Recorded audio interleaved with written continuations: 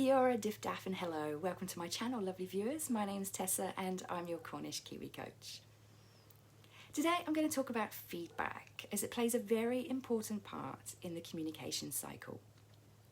It enables us to understand whether the message we are communicating has been received and understood. It provides opportunities for improvement and it shares our appreciation. At work, feedback can be really important for staff morale. Can you imagine working through your lunch break and spending several hours on something, only to find when you've completed it, you don't receive a thank you or any acknowledgement for the effort and work that you've done?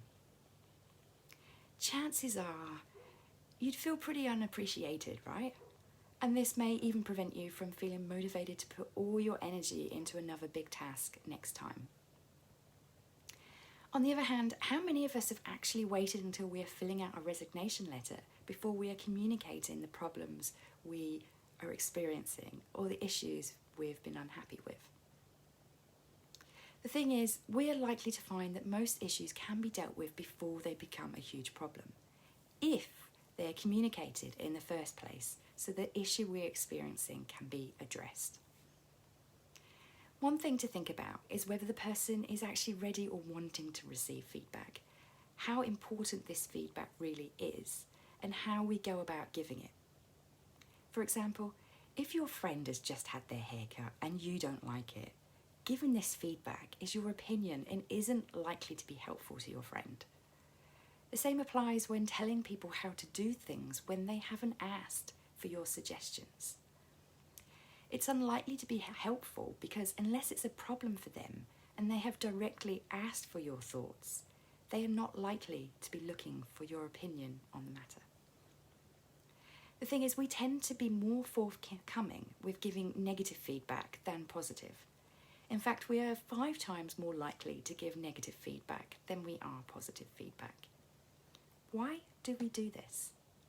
It seems unfair, but it is also really easy to do because when we see good things happen, we assume the person already knows it, and we don't take into consideration their effort, the learning, the courage, and the behaviours that have gone into achieving something good.